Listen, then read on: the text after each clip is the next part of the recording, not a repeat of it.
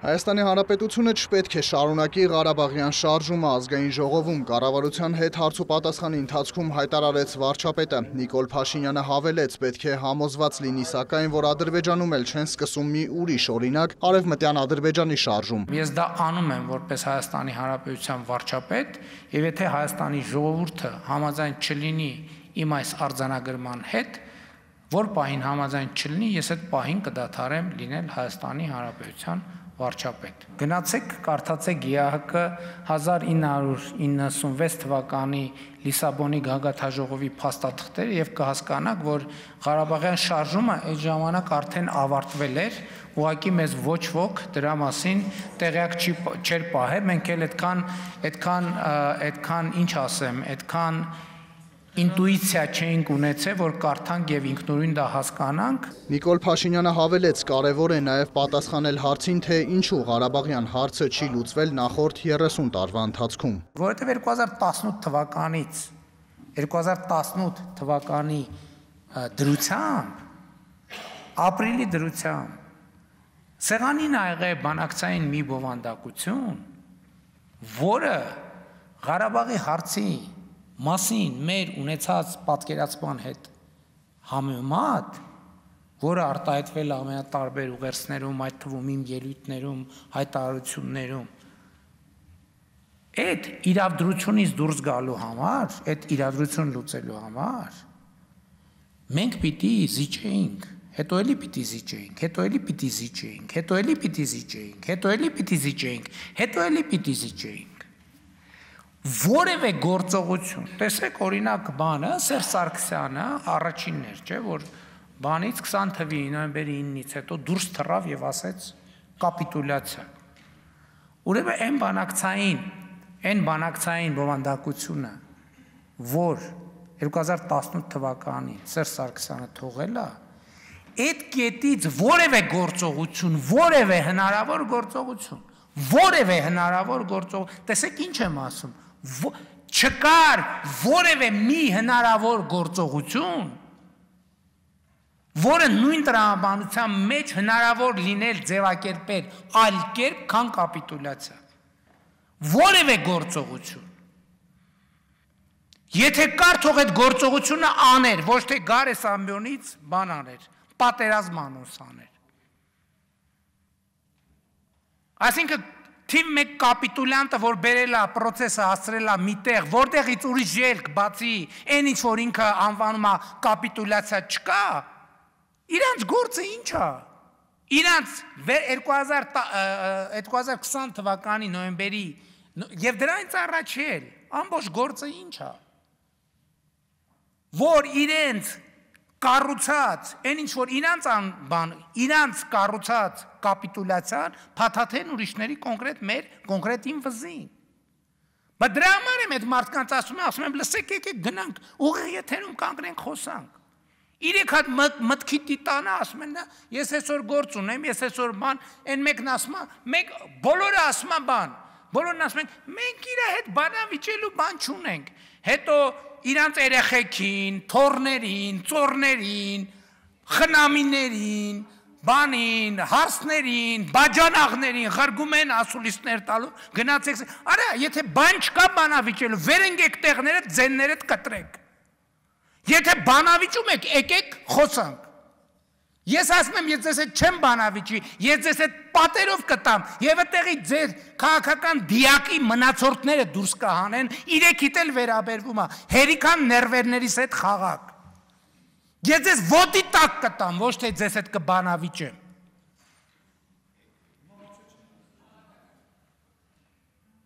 Եվ գիտեն իրանք դա։ Եվ դրա համար էլ չեն գալի, էսա վաղը, էս պայծ սկսած, երեխեքը, թորները, ծորները, հարսները, բաջանաղները, աներձակները, քենիները սկսվելու է։ Ասում եմ, կամ վեր եք ընկնում, ձեններդ կտրում եք, այդ թեմայով չեք խոսում, կամ էլ գնում ենք ուղիղ եթերում բանավիճելու։ Վարչապետի խոսքով Հայաստանի յուրաքանչյուր քաղաքացի այսօր արդեն պետք է որոշում կայացնի, շարունակել Ղարաբաղյան շարժումը եւ գնալ ընդդիմադիրների հետևից, թե ընտրել իրական Հայաստանի գաղափարախոսությունն ու կնքել խաղաղության պայմանագիրը։ Խորհրդանական ընտրությունը տեղի ունենալու 2026 թվականին հունիսին ըստ ամենայնի։ Բայց այսօր այդ ընտրությունը։ Այսօրվանից ամեն քաղաքացի համար այդ ընտրությունը պետք է կայացնի։ Եվ Հայաստանի կառավարությունը այս պարզա չէ, երբեք ոչ մի միջոց չի ձեռնարկելու, որ վայ ոնց անենք, որ քվեաթերթիկում ես մի քվեատուփի մեջ ընտրությունն է, ոնց անենք, փոխենք, դարձնենք։ Մենք չենք անելու դա, չենք արել, չենք են անելու։ Սա մի կողմից լավ է քաղաքացու համար, որովհետև իր ձայնը արտահայտվելու է։ Մյուս կողմից էլ սա պատասխանատվությունը, որը մենք տեղապահի կարգավիճակով կրում ենք միայն մեր վրա, ընտրությունների օր այդ պատասխանատվությունը բաշխվելու է ընտրության մասնակցող բոլոր քաղաքացիների վրա։ Այն, որ ասում է 3 միլիոն վարչապետ կա, այդ քվեարկության պահին,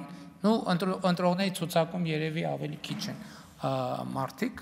թիվը չեմ կարող։ Այդ ընտրության պահին, ոնց որ վարչապետը որոշումներ է ստորագրում եւ այլն կառավարությունը, այդ ընտրության պահին այդ ընտրությունն է տեղի ունենալու եւ այսօր էլ այդ ընտրությունը։ Մեր ընդդիմադիրները շաբաթը մի անգամ կոչ են անում, որ եկեք ժողովուրդ իշխանությունը փոխենք եւ այլն։ Դա ինչի մասին է։ Դա սրա մասին է։ Ես բացարձակապես դեմ չեմ, անկեղծ եմ ասում, նույնիսկ կողմ եմ։ Եթե մեր ժողովուրդը գտնում է, որ մենք գնում ենք սխալ ճանապարհով, ես կոչ եմ անում, թող դուրս գան, արտահայտվեն եւ Հայաստանում անեն իշխանափոխություն։ Մենք պետք է հասկանանք, ի վերջո մեր ուզածը ինչ է։ Մենք պետք է հասկանանք, մեզ համար Հայաստանի Հանրապետությունը ֆորպոստ է, թե ֆորպոստ չի։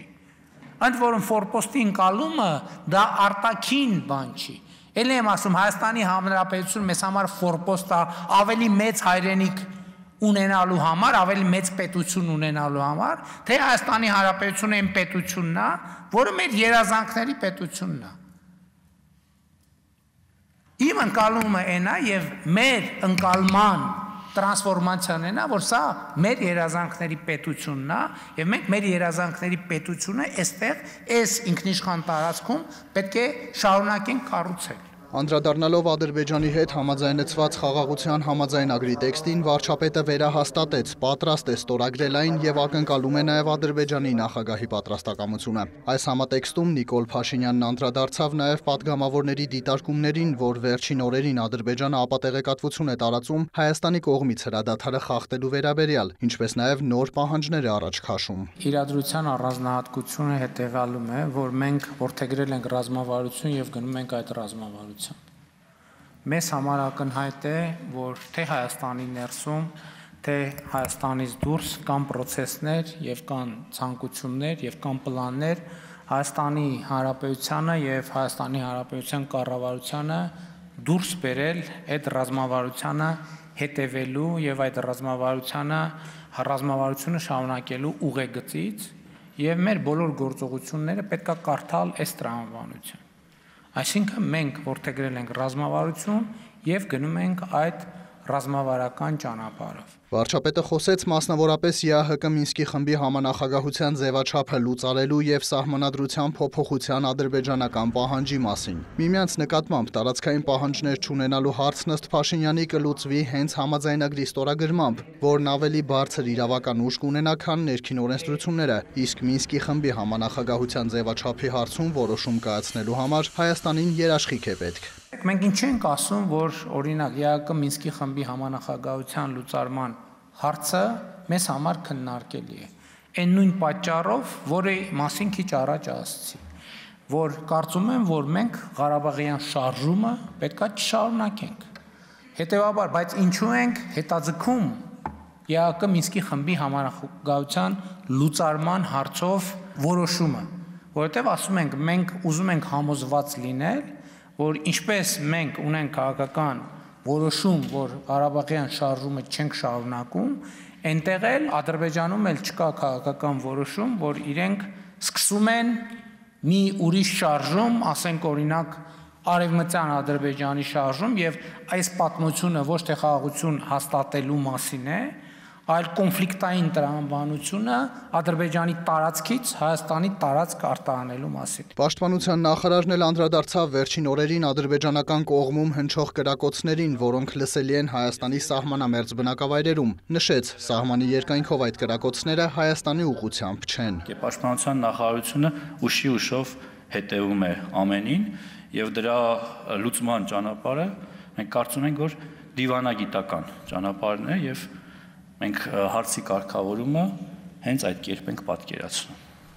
եւ իրականացնում։ Ընդդիմադիր падգամավորները շարունակելով խաղաղության համաձայնագրի թեման պնդեցին իշխանությունը գաղտնի է պահում խաղաղության համաձայնագրի կետերը։ Նիկոլ Փաշինյանը հակադարձեց համաձայնագիրը ստորագրելու վերաբերյալ իր փաստարկները ներկայացրել է Անվտանգության խորհրդում կառավարության քննարկման ընթացքում Ազգային ժողովի քաղաքացիական պայմանագիր խմբակցությանը պատրաստ է ներկայացնել նաև ընդդիմադիր խմբակցությունների հետ քննարկման ընթացքում։ Հավելեց, ցանկանում է հնարավորինս արագ ստորագրել փաստաթուղթը նաև այն պատճառով, որ կետերը եւս հրապարակային դառնան։ Անդրադառնալով Ադրբեջանի դեմ միջազգային ատյաններում քննվող հայցերը հետ կանչելուն, վարչապետը նշեց, նույնը պետք է անի նաև Ադրբեջանը։ Խոսելով Բաքվում պահվող գերիների ազատ արձակման քայլերի մասին, վարչապետը նշեց, շարունակում են այդ ուղղությամբ բոլոր գործողությունները։ Այն խաղաղությունը,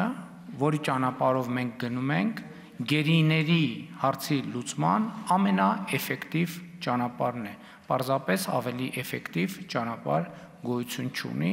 Հայաստան խմբակցությունից Աննա Գրիգորյանը հիշեցրեց Նիկոլ Փաշինյանի որոշումներից մեկը, որով հայկական զորքերը 20 կիլոմետրով հետ են քաշվել Սյունիքի սահմանից, իշխանությանը մեղադրեց միակողմանի զիջումների համար։ Այդ են եզակի հատվածներից է, որ 2020 թվականի նոյեմբերի 9-ից էսկոմ հրադադարի ռեժիմի խախտման մի հատ դեպք չի եղել, մի հատ դեպք է եղել, այս վերջին հայտնի դեպքը, որտեղ էլի շատ բան իրավիճակ էր։ Մեծ հաշվով ոչ մի հրադադարի ռեժիմի խախտման դեպք չի եղել։ Այդ որոշման արդյունքում այսօր Երևան կապան օթանավը թռնում է եւ վերադառնում է։ Վարչապետն անդրադարձավ նաև падգամավորի դիտարկումներին, թե եղել են դեպքեր, երբ ադրբեջանցի զինվորները դիմադրության չեն հանդիպել Հայաստանի սահմանին կամ միայն ձեռնամարտի են բռնվել հայկական կողմի հետ։ Փաշինյանն ընդգծեց, այդ եւ մի շարք այլ դրվագներով բազմաթիվ բարձրաստիճան զինվորականներ, որոնց ընդդիմությունը հերոսացնում է, անցնում են քրեական գործերով։ Բա ինձ ինչի չեք ասում, այդ ինչ վիճակ էր այդ տարածքում, որ մի հատ էլ բանը հովիվները պետք է դիմավորեին։ Բա դուք ինչով եք զբաղված։ Բա դեր գործի անուն ի՞նչ է։ Բա ինչի եք ինձ դարձնում քաղաքական հալածյալներ։ Ինչի չեք բան անում։ Բա այդ մեզ հələ առաջարկում եք գնդակահարել, այդ հասկացանք։ Բա իրանց ինչի չեք առաջարկում գնդակահարել։ Ինչի՞ չեք, այդ դասալիքներին ինչի՞ չեք առաջարկում գնդակահարել։ Այդ վախկոտ փախածներին ինչի՞ չեք առաջարկում գնդակահարել։ Ձեր հրահանգով էին փախնում, որ Հայաստանում բան անեիք, քաղաքական պրոցեսներ հրահրեք։ Արտաքին քաղաքականության թեմայի շրջանակում քաղաքացիական պայմանագիր խմբակցությունից Սոնա Ղազարյանը վարչապետից հետաքրքրվեց Ամերիկայի Միացյալ Նահանգների պետքարտուղար Մարկո Ռուբիոյի հետ ունեցած հեռախոսազրույցից։ Վարչապետ Նիկոլ Փաշինյանը հայտնեց, կողմերը վերահաստատել են երկրների միջև ռազմավարական գործընկերության նկատմամբ հետաքրքրությունը, ընդգծվել է, որ այդ օրակարգը շարունակում է նույնքան հրատապ լինել Միացյալ Նահանգների գործող վարչակազմի համար։ Հեռախոսազրույցի երկրորդ հատվածում անդրադարձ է կատարվել տարածաշրջանային իրավիճակին եւ Հայաստանի ու Ադրբեջանի միջև խաղաղության գործընթացին։ Միացյալ Նահանգների պետքարտուղարը նույնպես այդ արձանագրումը արեց, որ կարևոր փուլ է խաղաղության համաձայնագրի նախագծի շուրջ համաձայնության գալը եւ նախագծի համաձայնեցման վերաբերյալ բանակցությունները այդպիսով հաջողությամբ ավարտելը։ Երկուսս այն կարծիքին էինք, որ այս արդյունքը չպետք է կորսվի եւ խաղաղության համաձայնագիրը հնարավորինս արագ պետք է ստորագրվի եւ վավերացվի, այսինքն ուժի մեջ մտնի երկու երկրներում։ Ընդհանուր առմամբ սա թերևս այս բովանդակությունը նաեւ արտահայտված է հաղորդագրություններում։ Իհարկե նաև փոխադարձաբար կարևորել ենք եւ արձանագրել ենք, որ առավել եւս այս միջավայրում որևէ էսկալացիա մեր տարածաշրջանում չի կարող տեղի ունենալ եւ պայմանավորվել ենք, որ կշարունակենք բարձր մակարդակի շփումները Հայաստանի եւ Միացյալ Նահանգների միջև։ Սոնա Ղազարյանի հարցին ի պատասխան վարչապետը կարևորեց նաև օրեր առաջ Մարգարեի անցակետի ժամանակավոր բացումը Թուրքիայի կողմից, հիշեցրեց առիթը Հայաստանի կողմից Սիրիա տեղափոխվող հումանիտար բեռների շարասյունն է։ Վարչապետը սակայն առավել կարևորեց մեկ այլ հանգամանք։ 2025 թվականի մարտի 1-ի դրությամբ Հայաստանի Հանրապետության մուտքի եւ ելքի բոլոր կետերը գտնվում են Հայաստանի Հանրապետության սահմանապահ զորքերի վերահսկողության ներքո եւ սա չափազանց կարևոր իրադարձություն է եւ որը արժի ընդգծել եւ ես նաեւ այս առիթով ուզում եմ եւս մեկ անգամ շնորհակալություն հայտնել Ռուսաստանի Դաշնության անվտանգության դաշնային ծառայության սահմանապահ զորքերին անկախությունից ի վեր այդ գործառույթը մեր սահմանային անցագրային կետերում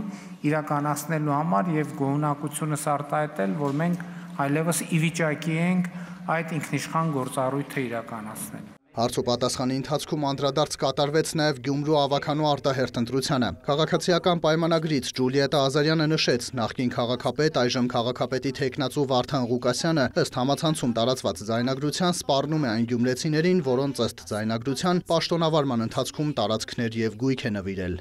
Իմ գործառույթն է, որ ապահովել, որպեսզի Հայաստանի Հանրապետության քաղաքացիները ազատ կամ արտահայտման հնարավորություն ունենան եւ ես կարող եմ ասել, որ այն որ դուք ասում եք, որ որևէ դուրս բրծուկ չի կարա Հայաստանի ընտրողի կամքին բռնանա։ Եթե որևէ դուրս բրծուկ փորձի Հայաստանի Հանրապետության քաղաքացու ընտրության կամքին բռնանա, ինքը շատ արագ կհայտնվի որտեղ ասեմ ասֆալտին, ամենաարագը տեղը։ Մնացածը թող գյումրեցիները ասեն, ես վստահ եմ, որ եւ գյումրեցիները, ոչ թե վստահ եմ,